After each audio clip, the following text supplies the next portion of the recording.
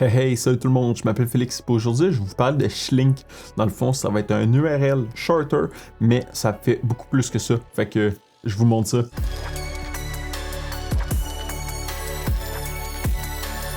Dans le fond, la raison pourquoi j'ai installé Shlink dans mon lab, c'est que j'avais une raison beaucoup plus précise que juste avoir à ma disponibilité un outil qui permettait de faire un URL shortener. Fait que la raison pourquoi je l'ai installé, c'est que je trouvais ça intéressant d'avoir un redirecteur avec un domaine. Je vais appeler ça un redirecteur. C'est dans le fond un URL que je vais pouvoir toujours référer avec mes différentes applications. Et dans le fond, je vais toujours pouvoir utiliser ce domaine-là pour pouvoir rediriger vers mes autres applications, que ce soit YouTube, Facebook, Twitter, Instagram ou par exemple mes liens affiliés Amazon. Donc, de cette manière-là, je suis en mesure de juste dire à la personne va sur r.leu.com / par exemple YouTube, tu vas tomber sur ma chaîne YouTube, / Amazon, tu vas tomber sur mes produits, par exemple, affiliate Amazon, ainsi de suite. Je trouve ça beaucoup plus versatile, c'est beaucoup plus facile à maintenir. Donc, comme ça, si j'utilise r.leu.com / GitHub, par exemple, finalement, je décide de supprimer mon compte GitHub, je fais juste pas rediriger, je fais juste enlever le redirecteur du short de Shlink. Puis dans le fond, je n'aurais pas à les modifier à l'ensemble des places où est-ce que j'avais marqué, par exemple, le GitHub, une manière de gérer un petit peu mes liens plus granulairement, puis savoir exactement où est-ce que je l'utilise. Puis si jamais je n'utilise plus ce lien-là, je peux le faire rediriger ailleurs. Donc, ça, c'est le point numéro 1. Le point numéro 2, c'est que, par exemple, des liens Amazon Affiliates qui est requis pour que ça passe comme une commande valide, c'est que je ne peux pas l'envoyer en privé à une personne. Quand je fais mon compte Amazon Affiliate, je rentre mon domaine, mon site applicatif. Puis ce que je fais, c'est que là, je vais tout référer au travers de mon site.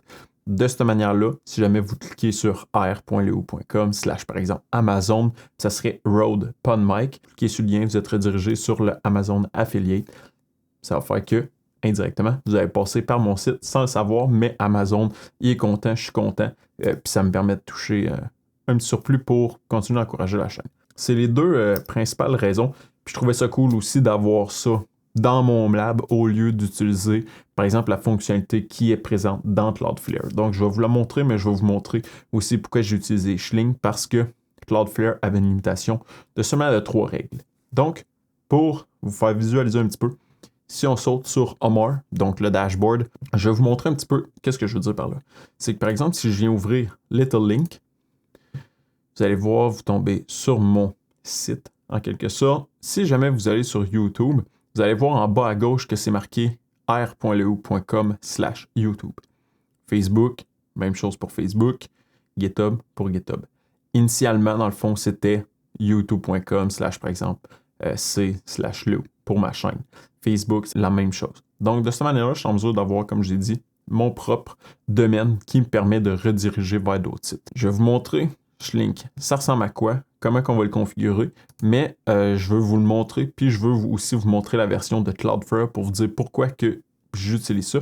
Parce qu'il y avait une limitation au niveau de Cloudflare. J'avais juste le droit de faire 3 path-based redirecteurs comme ça. Puis l'affaire qui arrivait, c'est que ça venait coûteux par la suite. Donc, je vous montre ça. Lorsqu'on va sur Cloudflare, on va être en mesure d'aller dans la section sur notre domaine, dans la section Rules, et on va pouvoir aller sur Page Rules. Quand on va aller là-dessus, on va voir que dans le fond, on peut créer des rules, mais qu'on a une limitation de 3. Donc, moi, j'en avais fait une avec Pandra pour pas qu'il y ait un caching. Donc, je voulais pas qu'il cache les fichiers que j'allais mettre là-dessus. Étant donné que c'est une application que je vais mettre des fichiers malicieux ou vulnérables, mais je voulais pas nécessairement que ce soit caché dans Cloudflare. Ce que j'avais fait, c'est que j'avais fait un leu.com / YouTube, leu.com / Facebook. Mais ça fait que maintenant, si je veux en avoir plus, mais si je veux 5 rules additionnels, ben c'est dans le fond, c'est 1 pièce par rules. Donc, si j'avais, par exemple, dans mon Shlink, je vais dire, mettons, j'en ai 10, ça fait que ici, au niveau de Cloudflare, il faudrait que je paye 10 pièces par mois pour pouvoir avoir ce redirecteur. Donc, j'ai dit non, ça sert à rien, je veux pas ça. C'est pas vrai qu'il n'y a pas une option gratuite que je pourrais moi-même supporter dans mon lab. Fait que c'est là que je montre Shlink. Ça ressemble à ça. Petite vue rapide, parce que dans le projet GitHub, on ne voit pas nécessairement tout. Shlink est un self-host URL shortener. Puis ce qui arrive, c'est que c'est un projet open source. Donc, peut-être que vous l'avez déjà entendu parler. La raison, comme je vous ai dit, pourquoi je l'installais, c'était pour mes 2 points. Donc, avoir mon redirecteur pour que Amazon Affiliate, ça passe par moi, et pour avoir ma propre gestion et pouvoir avoir, un URL pour rediriger vers tout au lieu de plusieurs. Une coupe de documentation, l'information est toute présente. Vous pouvez aller voir sur le GitHub. Je vais mettre le lien dans la section un petit peu plus bas. Je vais vous montrer comment l'installer avec un Docker Compose file et je vais vous montrer la configuration directement au niveau de mon VS Code. Si je zoome un petit peu, pas trop, dans le fond, c'est que j'ai deux Docker Compose files, un que j'utilise avec Trafic, mais pour pas, dans le fond, vous leaker mes creds que j'ai déjà ajouté dedans, j'ai juste comme copier une partie et changer le mot de passe pour vous donner une idée de qu'est-ce que c'est fait. Donc, de base, vous allez avoir besoin d'un Shlink backend. Ça va être l'image Shlink stable. Dans le fond, vous allez mettre votre time zone. Vous allez voir le default domaine. Donc, moi, je vous ai dit que c'était r.leo.com. HTTPS, si jamais vous voulez la fonctionnalité de GeoIP qui est dans l'application de Shlink, allez mettre une clé MaxMind. Donc, je l'ai setupé dans mon pfSense. Je vous l'avais montré à ce niveau-là. Sinon, je vais mettre le lien dans la description un petit peu plus bas. Donc, vous allez pouvoir vous enregistrer et aller chercher votre token pour le mettre ici puis avoir la fonctionnalité. Le driver, c'est juste pour dire que la BD, ça va être MariaDB. User Shlink, la BD Shlink, password, fait que ça, on va avoir besoin de le changer. Et le host, ça va être Shlink Database. Ici, on va juste dire qu'on dépend. Moi, j'ai changé le port au lieu de 8080. J'ai mis 8082 parce que le 8080 était déjà utilisé. Et ça, c'est la portion que je vais vous parler un petit peu plus tard au niveau de trafic pour que ça fonctionne. L'autre portion qui est importante, c'est le Shlink Database. Donc, MariaDB, comme je l'avais marqué, container name, c'est ça. Le root, on va changer ça. MariaDB Shlink, MariaUser Shlink et MariaDB Password. Ça va être notre super duper password qu'on a mentionné un petit peu plus haut. C'est important de vous assurer que les noms de user, les noms de database, les noms de host concordent entre les deux pour faire le lien. Sinon, ça ne pourra pas fonctionner. Il y a un troisième aspect qui est quand même intéressant dans ce Docker Compose file-là, c'est le Shlink Frontend.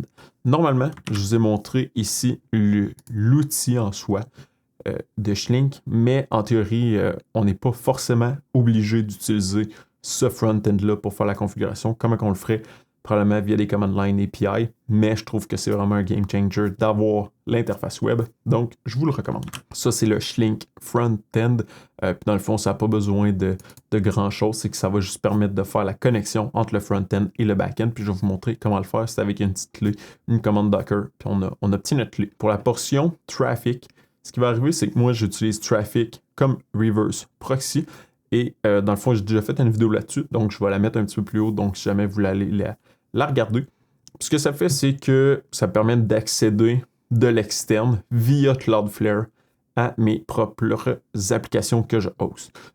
Donc j'ai Littlelink, j'ai PondDrop, là ici j'ai Shlink, j'ai une couple d'applications. Puis dans le fond, c'est que moi, je voulais que Shlink passe au niveau de ce reverse proxy-là, trafic, pour avoir accès via r.leo.com. Je voulais pas forcément, dans le fond, que ma database soit exposée. Donc, ce qui va arriver, c'est que je vais linker dans mon network, mais je ne vais pas ajouter de label traffic pour pas qu'il soit en mesure d'être exposé. Le front-end, on n'en a pas vraiment de besoin de le linker parce qu'il va communiquer via r.leo.com, donc il n'y a pas besoin de se connecter localement, en quelque sorte, pour faire la connexion. Donc, une fois qu'on a fait ça, on a notre Docker Compose file, on va pouvoir faire un Docker Compose up-d pour le detach. Moi, j'ai build force recreate pour la portion que j'ai toutes mes Docker Compose files pour pouvoir recréer et aller get les nouvelles images lorsque c'est latest. Fait que c'est comme une manière d'updater mes Docker containers. Je voulais prendre un petit 30 secondes pour dire un gros merci à mes sponsors, donc CJ, Sarah Jane et Gaspard Sec. Je voulais vous dire un gros merci pour votre membership au niveau de la chaîne. Donc, c'est vraiment apprécié que vous me supportiez de cette façon-là. Fait que je voulais dire un gros merci encore pour sponsoriser cette chaîne-là. Mais, grossièrement, c'est ça que ça donne. Docker Compose File, hop. Donc, si on fait Docker PS-A, on voit pas super bien, mais ils sont toutes hop.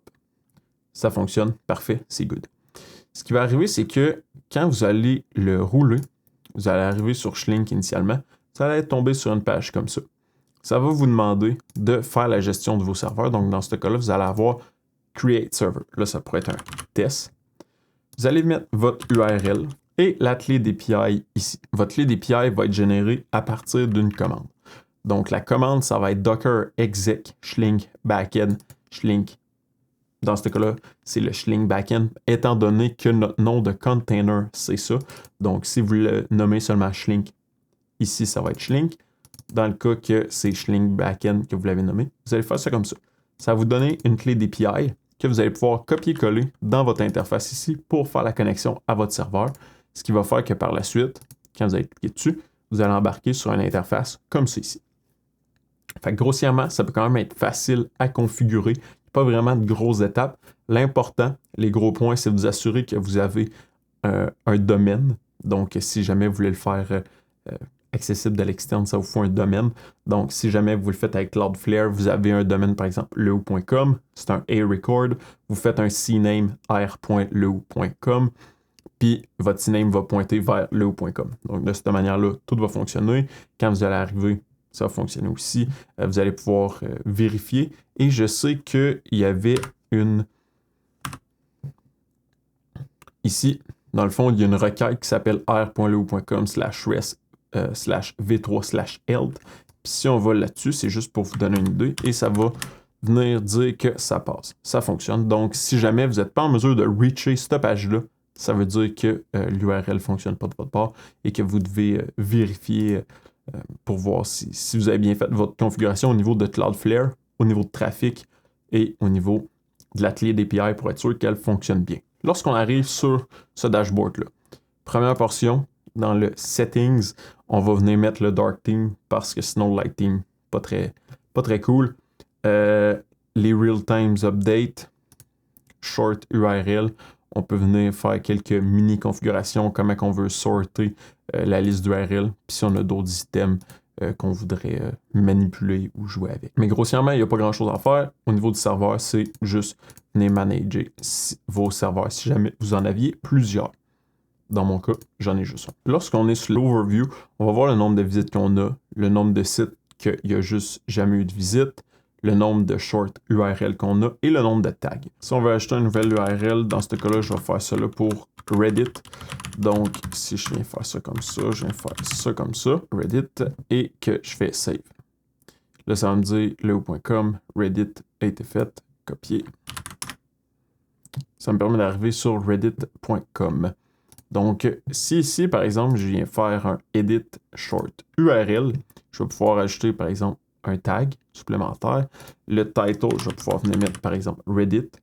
Je vais pouvoir aussi venir vérifier l'URL. Donc, est-ce que l'URL est bien valide, est accessible? Donc, si je venais mettre, par exemple, je ne sais pas, des caractères qui ne seraient pas parsable et que je le fais save, ça me dirait que l'URL n'est pas valide. Donc, si je viens enlever ça, puis je viens faire save, ça va me dire que l'URL a été correctement édité.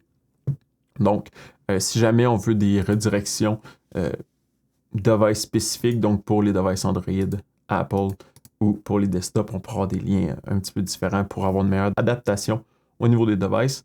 Mais dans ce cas-là, moi, j'y touche pas. Cette option-là pourrait être intéressante si jamais il y a un tirage, donc ça pourrait être un lien qui redirigerait vers un forum, quelque chose du genre, un formulaire, et ça permettrait de dire les 500 premières personnes qui visitent le site ont accès, les autres personnes n'ont plus accès. Fait que ça peut être intéressant de jouer à ce niveau-là, les dates de début, dates de fin. Est-ce qu'on veut le mettre crawlable, donc avec un robot.txt. Donc les query parameter redirect, c'est que si quelqu'un va sur r.leo.com/reddit, puis après ça, il mettrait des paramètres pour faire des recherches au niveau de Reddit. Est-ce que je veux que ça soit forwardé au niveau du reddit.com ou je veux pas? Donc, si je veux, je coche. Si je veux pas, je le coche pas. Je fais save. Parfait, ça a été modifié. Donc, ici en haut, j'ai dit on a une coupe d'informations. Si on va au niveau des visites, on va être en mesure de voir en termes de jours, en termes d'heures, quand est-ce que les visites ont eu lieu, dans combien de temps, par contexte. Donc, est-ce que c'était via un Mac, un Linux, un Windows? Est-ce qu'on utilise Firefox, Chrome? On peut voir par localisation. Donc, c'est à ça que le GeoIP token sert. Donc, si jamais quelqu'un va visiter mon URL, je vais pouvoir avoir une idée globalement, ça ressemble à quoi. Moi, j'ai été voir, c'est assez précis. Puis, je veux juste pas dire à tout le monde où est-ce que j'habite. Fait que je n'irai pas voir au niveau des localisations.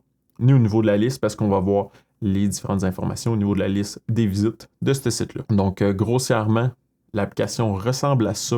Au niveau des tags, ici, vous pouvez venir pour les manager, donc pour les supprimer, les éditer. Ça peut être voir combien de fois ils ont été utilisés. Donc, ça peut être intéressant à manager ce niveau-là. Quelques petites fonctionnalités, mais ça peut vraiment être intéressant de venir jouer au niveau du Manage Domain. Pourquoi je parle de ça? C'est que mon domaine ici, ça va faire un base path redirect regular 404 puis invalide redirect. Donc, si jamais on fait edit redirect, on va pouvoir venir changer les noms. Moi, ce qui est arrivé, c'est que si tu vas sur r.leo.com, ça te redirige vers leo.com. Si tu vas sur un 404, donc une page qui n'est pas supposée être là, ça te redirige aussi vers leo.com, qui est, dans le fond, dans ce cas-là, mon little link.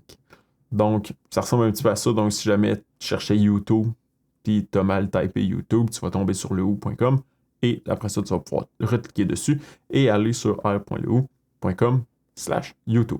En résumé, Shlink est quand même un outil fort intéressant, soit pour vous permettre de shorter des URL. Donc, si jamais vous avez un formulaire, vous avez un document que vous voulez envoyer à quelqu'un, vous voulez le partager, vous voulez le rendre accessible un petit peu plus aux gens. Donc, ça peut être facile de le mettre via un URL shortener comme ça en utilisant Shlink, mais ça peut être aussi possible de utiliser Shlink dans son lab pour avoir un redirecteur personnel.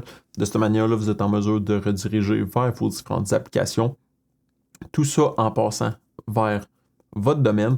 Donc, ça a toujours par impression, par les autres applications, que la source vient de votre domaine et que, dans le fond, ça va vers les autres applications. Donc, ça peut être fort utile pour toucher ces commissions dans les liens affiliate, donc comme les liens Amazon pour toucher une commission. Grossièrement, c'est une application qui est quand même facile à configurer, facile à manager.